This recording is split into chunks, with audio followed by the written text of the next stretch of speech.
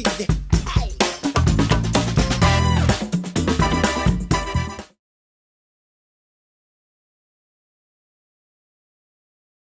Bien, bonjour à toutes et à tous. Merci d'être présents pour ce premier exercice de pitch organisé par l'AORIF qui a sélectionné quelques-unes des bonnes pratiques qu'elle peut observer sur son territoire en Île-de-France. Aujourd'hui, je suis avec Aurélien Talbot de Seine-Saint-Denis Habitat pour parler économie circulaire. Demain, on parlera conversion de bureaux en logement.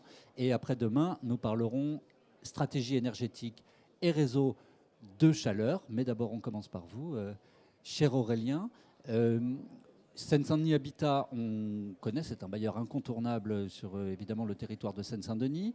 Il est signataire d'une charte spécifique sur la question de l'économie circulaire. Est-ce que vous pouvez nous en dire un petit peu plus et est-ce que vous pouvez nous expliquer par où commence l'aventure pour vous côté économie circulaire?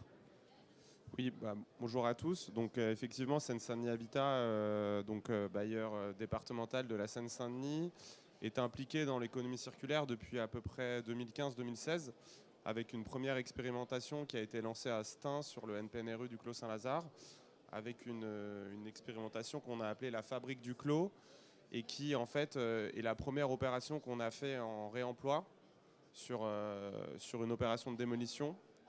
Et donc sur ce quartier, on a expérimenté à partir de 3 murs de refend, on a expérimenté 3 prototypes de réemploi qui sont issus d'un mur de refend de 9 cm sur lequel en fait on est venu déconstruire le mur soigneusement et le faire tomber au niveau du sol pour créer 3 pavages en opus incertum, qui sont en fait des dallages au sol à partir du mur. Donc il y en avait un en joint sec, un en joint humide et un en joint scellé. Donc ça, c'est un des premiers prototypes qu'on a fait.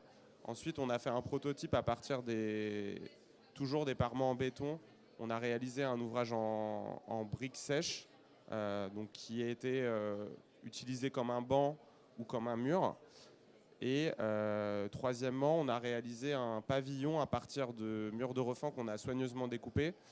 Et on est revenu avec une structure métallique, recréer en fait un pavillon qu'on appelle qui est un local encombrant ou local ordure ménagère et qui est vraiment issu de murs en réemploi. Donc ça, c'était le début. Ensuite, on a voulu poursuivre l'aventure dans le réemploi avec une expérimentation à Romainville. Voilà, donc ça c'est l'étape d'après, c'est vraiment la démolition zéro déchet, Romainville. Voilà. Après le prototype de Stein, c'est une opération de grande envergure. Voilà, donc on est parti sur une opération qu'on a auto-labellisée la démolition zéro déchet, qui a été présentée l'année dernière au Trophée HLM, qui a reçu 2 prix. Donc c'est une opération, je vous propose de la découvrir en vidéo.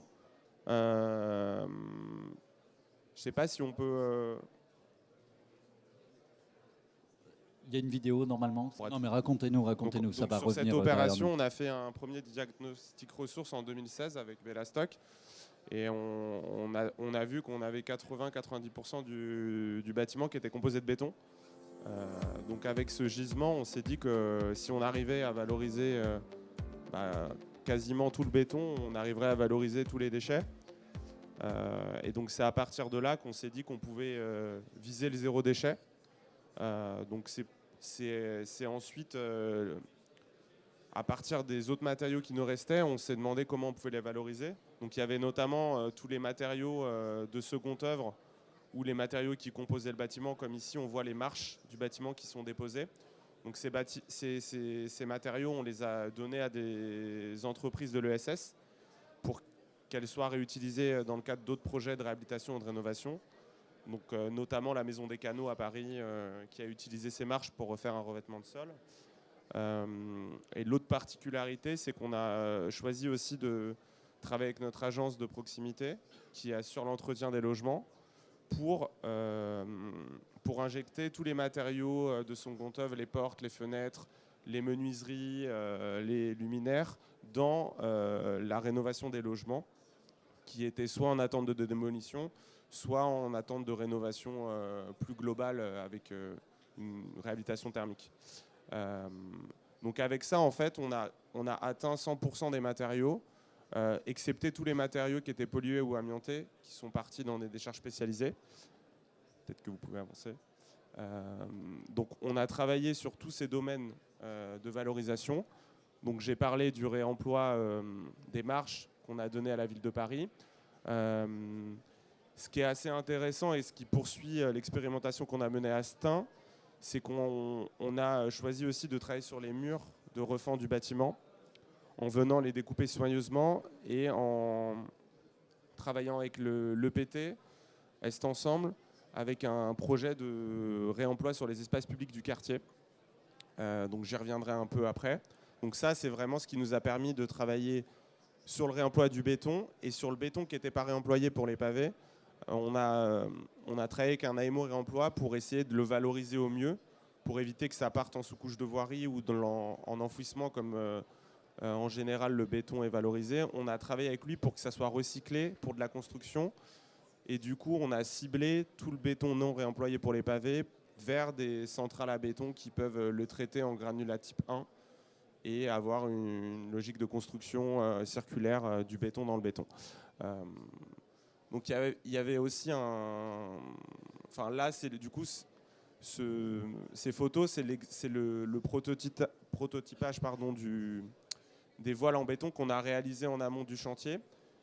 Donc ça nous a permis de venir essayer sur 3 mètres carrés combien de pavés on pouvait produire et de vérifier la technique, la méthodologie, le temps, l'énergie qu'il fallait pour produire ces pavés. Donc à partir de là, à partir du mur de refend qu'on voit ici, on a découpé des pavés qui sont de différentes formes. Il y avait 3 formats et on est venu les tremper dans des bains pour tester justement la résistance au gel, le côté, la compression et la résistance aussi à l'eau. Et ensuite, une fois qu'on avait traité ces pavés, on les a posés, comme on voit sur la dernière image à droite, pour avoir une idée d'un calpinage sur les aménagements futurs du quartier. Donc ça, c'était le prototypage. Et il faut savoir que on avait choisi de faire un prototypage pour vérifier qu'on peut le déployer aussi à grande échelle après. On n'avait pas pris le risque de le faire d'emblée en chantier sans être sûr que ça pouvait marcher. Donc on a eu aussi des tests en laboratoire sur le béton, la compression, la résistance aussi physique des cubes du béton. Et une fois que les tests étaient concluants, on l'a déployé. Donc on est venu découper tous les voiles des bâtiments qu'on voit sur cette photo. Et donc là, en ce moment, on est toujours en phase chantier et on attend de passer à l'étape d'après qui est la production des pavés. Donc on va déplacer les voiles sur un autre site que celui de Romainville puisqu'on est en site habité et c'est assez bruyant de découper des voiles. Donc on va le faire sur un site à proximité avec l'entreprise. Ce qui est intéressant, ce que je disais aussi, c'est qu'on a travaillé, nous, sur le stockage en interne de matériaux qu'on pouvait réemployer dans nos bâtiments à rénover. Et donc ça, ça illustre le stockage. Donc on les a stockés dans nos caves.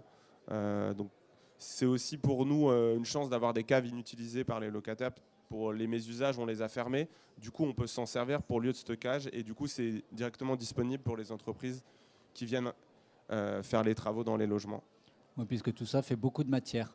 Comme il nous reste 5 petites minutes, j'aimerais bien que vous nous disiez en quelques mots les grands attendus. Très rapidement, hein, parce qu'on les connaît, mais comment vous arrivez qu'est-ce que vous arrivez à comptabiliser, à ne pas comptabiliser, ce que vous attendiez, ce que vous atteignez, ce que vous n'atteignez pas?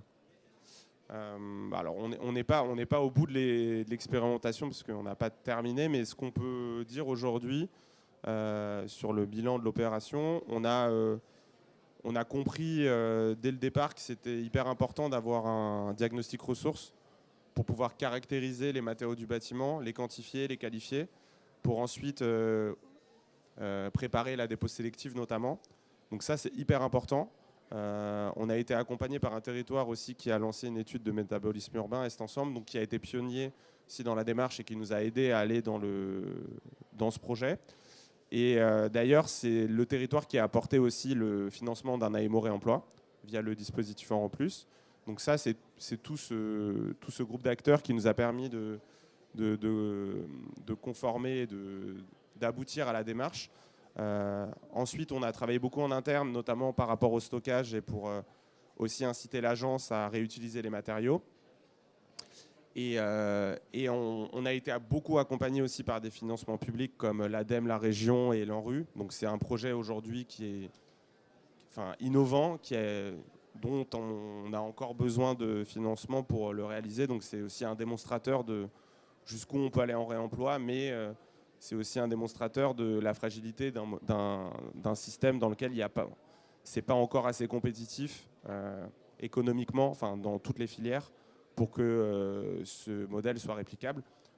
Mais est-ce que vous commencez à voir apparaître un peu des grands process sans qu'ils soient tout à fait réplicables, mais que peut-être sur d'autres opérations vous allez imaginer enclencher? Alors nous, en fait, on a beaucoup appris sur la méthodologie. Travailler, donc, comme je le disais, avec un AMO, faire coordonner la maîtrise d'œuvre et l'AMO réemploi. C'est des choses qu'aujourd'hui, les maîtres d'œuvre commencent à se doter en compétences réemploi, mais sans AMO, c'est vrai qu'ils ne sont pas incités, ils ne sont pas portés vers des démarches de réemploi ambitieuses. Donc ça, c'est hyper important. Et nous, en interne, aujourd'hui, on développe des diagnostics ressources dans toutes les opérations de réhabilitation, chose qu'on ne faisait pas avant. Et dans toutes les opérations de démolition, ça, on l'avait beaucoup plus systématisé, mais on le fait. Donc on essaye de faire du lien aussi entre nos opérations en interne. Et on a aussi compris qu'il y avait un intérêt pour le marché de l'occasion, et notamment tous les matériaux de seconde œuvre, même des matériaux de bâtiments des années 70, qui sont plus forcément, on va dire, esthétiques ou aux normes actuelles en termes de ce qu'on fait aujourd'hui. Ils ont quand même un intérêt, et ces matériaux-là, on arrive à les valoriser auprès de prestataires externes. Donc après, la question qui est un peu centrale, c'est le stockage, forcément. Nous, on a pu stocker dans nos caves, mais c'est vrai que ça peut être un frein pour d'autres organismes qui veulent se lancer dans la démarche, parce que sans stockage, ça veut dire qu'il faut faire que du flux tendu, donc il faut trouver un preneur au moment où nous, on veut donner ou recycler. Donc c'est toujours la problématique du stockage qui peut freiner ce genre de démarche. Aurélien, il nous reste 30 petites secondes. Est-ce que vous avez un mot de la fin, peut-être sous forme de conseil à donner à d'autres bailleurs qui souhaiteraient s'engager dans la même direction que vous? Nous, au départ, quand on a commencé, on n'était pas convaincus. Et en fait, on s'est rendu compte que le réemploi, ce n'est pas forcément quelque chose qui coûte plus cher. Ça peut être iso-coût. Sinon, on n'aurait pas été dans cette démarche, étant donné qu'on a quand même un but de construire du logement, mais on a des financements, il faut qu'on gère notre trésorerie. Et c'est quelque chose aussi qui permet de faire monter en qualité et en compétences les personnes qui travaillent sur des opérations à la maîtrise d'ouvrage. Et donc nous, ça nous a permis aussi de valoriser ces compétences et de faire des opérations un peu autrement, un peu plus qualitatives et ambitieuses. Voilà. Super, merci beaucoup Aurélien Talbot. Je vous propose qu'on poursuive la conversation de manière informelle ça et là, par exemple sur le stand de la ORIF. Et pour celles et ceux qui sont intéressés par le reste de l'actualité de la ORIF, on se donne rendez-vous demain pour un exercice un peu comparable, toujours de parangonnage et de benchmark de bonnes pratiques avec RATP Habitat.